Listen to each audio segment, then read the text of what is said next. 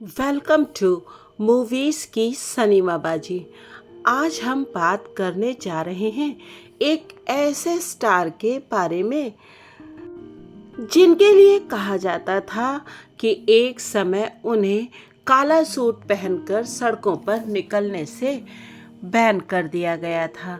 जी हाँ, क्योंकि उस समय की लड़कियां उन्हें देखकर इस कदर दीवानी हो जाती थीं कि वो अपने सुरक्षा और अपनी जान तक का ख्याल नहीं रखती थीं। जी हाँ, हम बात करेंगे देवानंद साहब की ज़िंदगी के बारे में। उन्होंने खुद ही अपनी ऑटोबायोग्राफी यानी जीवन कथा लिखी है, जिसका नाम है रोमांसिंग विद लाइफ, और मैं उससे पढ़कर कुछ पन्ने आपको सुनाने का प्रयास करूंगी।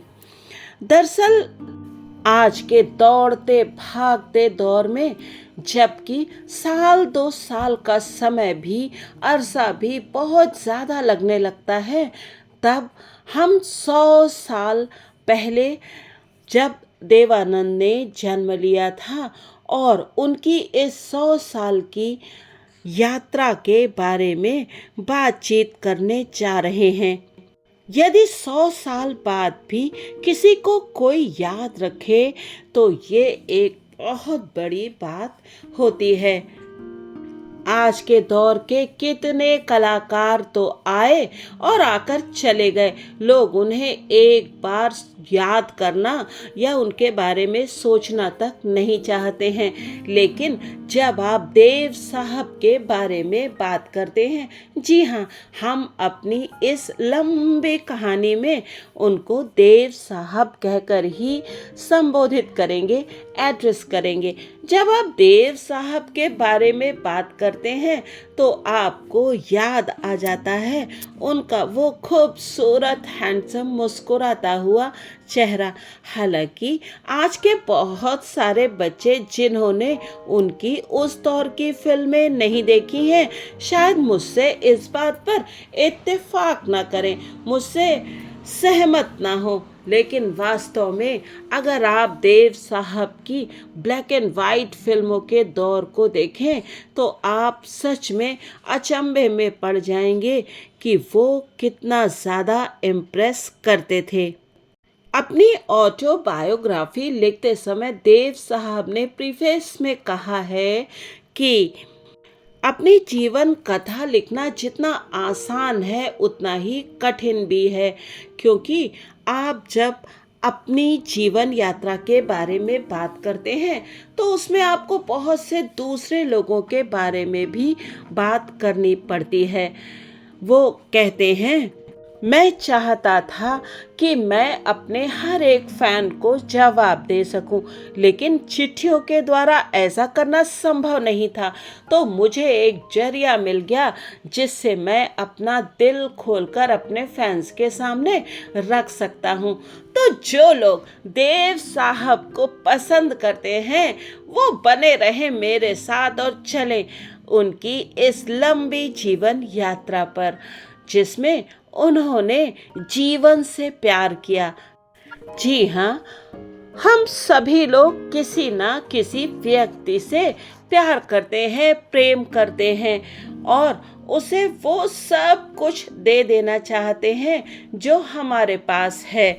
लेकिन देव साहब ने तो स्वयं जीवन से प्यार किया था।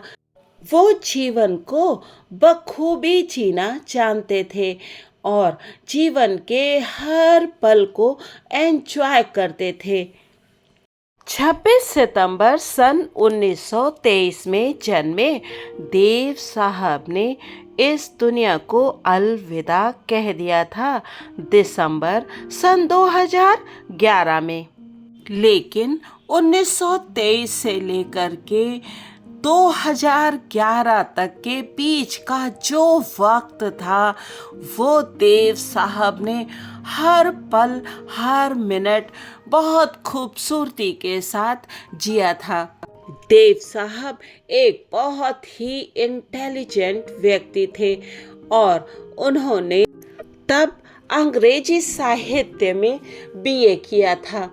उस दौर के लिए ये एक बहुत बड़ी डिग्री थी और देव साहब यूं भी पढ़ने लिखने के शौकीन थे।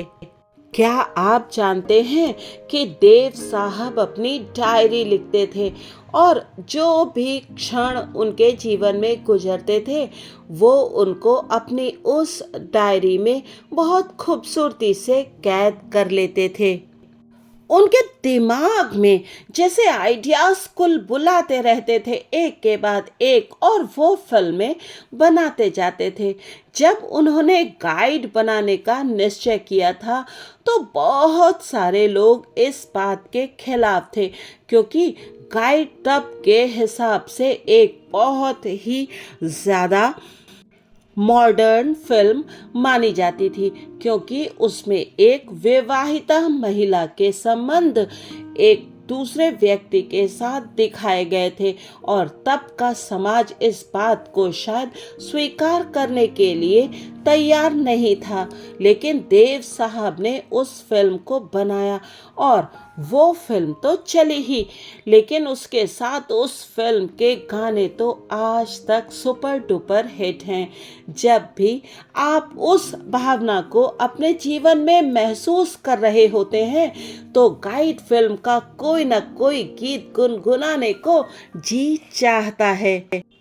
और वहीदा जी ने एक इंटरव्यू के दौरान ये बताया था कि गाइड फिल्म का एक गीत शायद भारत का सबसे पहला फेमिनिस्ट गीत था। जी हाँ, आज जो हम नारी मुक्ति आंदोलन की बातें सुनते हैं और जो झंडे देखते हैं वो शायद गाइड फिल्म का गीत ही उस शुरुआत को लेकर के हिंदुस्तान में आया था। जी हाँ, वो गीत था आज फिर जीने की तमन्ना है, आज फिर मरने का इरादा है। जितना खूबसूरत ये गीत है, जितनी खूबसूरती से इसे गाया गया है, इसका म्यूजिक, और जितनी खूबसूरती से इसको फिल्माया भी गया है, वो सब जैसे किसी कल्पना लोक में ले जाता है। और आपने सुना होगा और देखा भी होगा एक गीत जिसे कि चलती हुई गाड़ी पर, ट्रेन पर फिल्माया गया था, छैया छैया। लेकिन उसके कितने साल पहले गाइड का ये गीत आया था जिसे चलते हुए वाहनों पर फिल्माया गया था। अगर आप फिल्म ना भी देखना चाहें तो मैं आपको रिकमेंड करूंगी कि आप फिल्म गाइड का ये गीत अभी के अभी जाकर YouTube पर देखिए और देखिए कितनी खूबसूरती से वहीदा जी ने इस गाने में एक्टिंग की है। ये गाना शायद एक एपिटोम है म्यूजिक का, खूबसूरती का और मधुर गीत गाने का। लेकिन ये तो रही फिल्म गाइड की बात। आप जानते हैं कि फिल्म इंडस्ट्री को इसके बहुत सारे प्रतिभाशाली कलाकार दिए नवकेतन बैनर ने। जी हाँ, आज हम सभी बात करते हैं गुरुदत्त साहब की। जिन लोगों ने गुरुदत्त साहब की कोई भी फिल्म देखी है जिनमें मुख्यतः कागज के फूल और प्यासा है, तो वो कभी दत्त साहब को भूल ही नहीं सकते। मुझे तो याद है मैंने पहली बार गुरुदत्त साहब की फिल्में देखी थी एक बार जब दूरदर्शन ने रात में दिसंबर में कोई फिल्म फेस्टिवल जैसा किया था, और उस समय तक मैंने केवल गुरुदत्त साहब का नाम ही सुना था, क्योंकि तब इतनी आसानी से हम फिल्में नहीं देख सकते थे।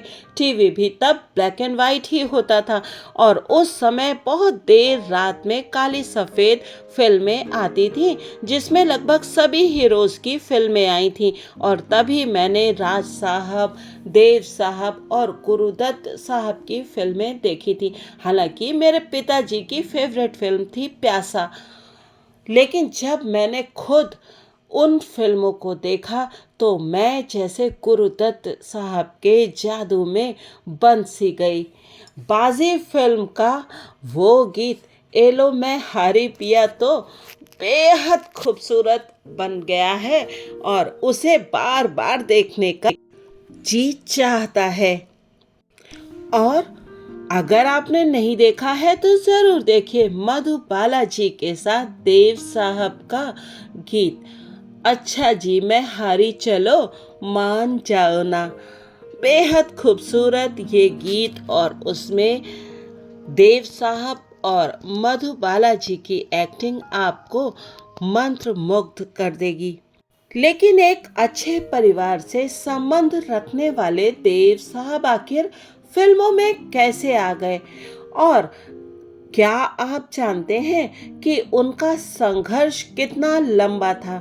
जी हाँ, देव साहब ने 2 साल मुंबई की एक चौल में रह करके संघर्ष किया था। लेकिन वो बताते हैं कि मुझे पता ही नहीं चला कि मैंने कोई संघर्ष किया है, क्योंकि मैं तो बस फिल्मों में काम करने के ख्वाबों में डूबा रहता था। और देव साहब जब छोटे थे और अपनी माता जी के लिए दवा लेने के लिए गुरदासपुर से अमृतसर आया करते थे, तो एक बार जब वो एक ठंडे की दुकान जहाँ पर लस्सी शरबत आदि मिलते हैं वहाँ पर उन्होंने बादाम का शरबत मांगा, तो दुकानदार ने उनको शरबत थमाते समय जैसे मंत्र मुग्ध होकर उनका माथा देखा और कहा कि तुम्हारे माथे पर एक बड़ा सूरज चमक रहा है और तुम्हारा भविष्य बहुत उज्जवल है। आजकल के बच्चे और आजकल की जनरेशन इन सब बातों पर उतना विश्वास नहीं करती। उसे लगता है कि ये तो जीवन है, बस क्विकली बीत जाता है। लेकिन ये सारी बातें हमारी डेस्टिनी में लिखी होती हैं। बहुत बार बहुत सारे बच्चे संघर्ष कर रहे होते हैं और उन्हें वो जैसी चाहते हैं सफलता नहीं मिलती, तब वो निराश हो जाते हैं। लेकिन सच तो यही है कि सब कुछ पहले से प्री डिसाइडेड है और ये देव साहब ने खुद बताया था कि पहले जब वो छोटे थे तभी उन्हें उस व्यक्ति ने बता दिया था कि उन्हें जीवन में बहुत सफल होना है और इसीलिए उन्होंने अपने संघर्ष के उस समय को बड़ी आसानी से काट लिया था। और फिर उनका पहला ब्रेक उन्हें मिला था। लेकिन देव साहब ने एक इंटरव्यू के दौरान बताया था कि मैं अपनी पुरानी फिल्में बिल्कुल भी नहीं देखना चाहता, बिल्कुल भी नहीं, क्योंकि मैं उनमें स्टूपिड लगता हूँ, मुझे कुछ नहीं मालूम था। आज तो जैसे ग्रूमिंग की एक्टिंग की क्लासेस होती हैं वैसा तब कुछ नहीं था, हमें तो बस आकर के एक्टिंग करनी पड़ती थी और मैं अपनी शुरुआती दौर की फिल्मों में बिल्कुल अच्छा नहीं लगता था और इसलिए मैं उन फिल्मों को देखना भी नहीं चाहता था। हालांकि देव साहब ने तो लोगों के दिलों पर जादू शुरू से ही कर दिया था, लेकिन बाद की कुछ फिल्मों ने तो देव साहब को लोगों के दिलों में स्थापित कर दिया था। देव साहब की फिल्मों में कोई ना कोई मैसेज होता था, वो कुछ संदेश देना चाहते थे और उनकी फिल्में हिट होती थी। इस पूरी की पूरी सीरीज में हम देव साहब के बारे में ही बातें करेंगे और हाँ, इसमें सुरैया जी के बारे में भी बातें होंगी और उनकी पत्नी कल्पना कार्तिक और जीनत अमान जी के बारे में भी। हम इस सीरीज में जानेंगे कि नवकेतन बैनर कैसे बना और कैसे बनी उसमें इतनी सक्सेसफुल फिल्में।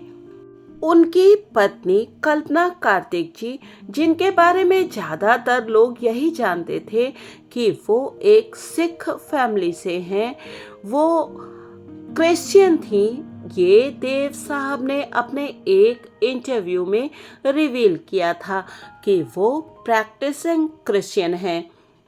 उन्होंने एक इंटरव्यू में ये भी बताया था कि जब वो सुरैया जी से अलग हुए थे तो वो खूब रोए और फिर उसके बाद उन्होंने उस बात को भुला दिया।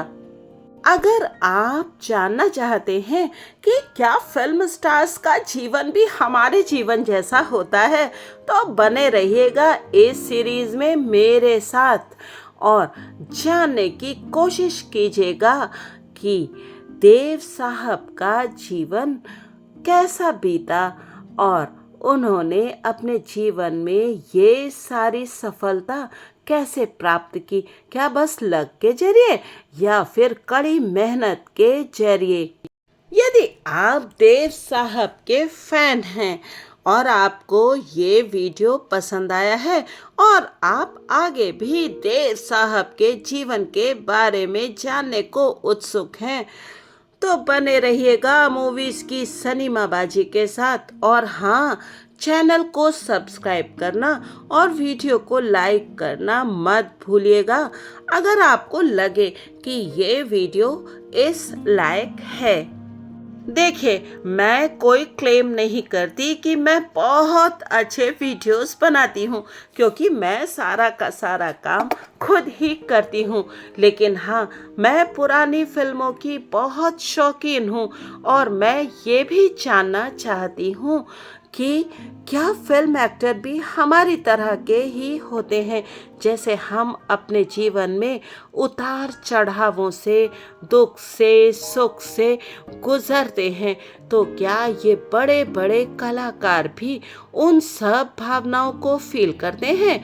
इसीलिए मैं इनके बारे में छपी हुई पुस्तकें पढ़ती हूँ और फिर आप तक लेकर आती हूँ इस तरह की सीरीज। और हाँ, धर्म जी के जीवन पर जो सीरीज हम सुन रहे हैं वो जारी है। बीच में मेरा स्वास्थ्य कुछ ठीक नहीं था, इसलिए थोड़ी देर हुई।